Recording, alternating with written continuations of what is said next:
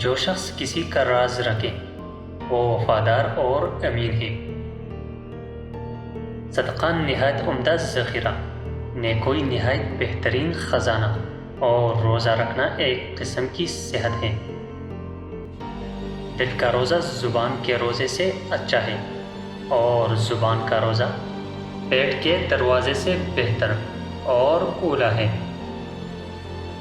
طلوع فجر کے بعد آفتاب نکلنے تک ذکر الہی میں مصروف ہونے کے لیے مسجد میں بیٹھنا، کشائش رزق کے لیے اطراف زمین میں سفر کرنے سے بہتر ہے۔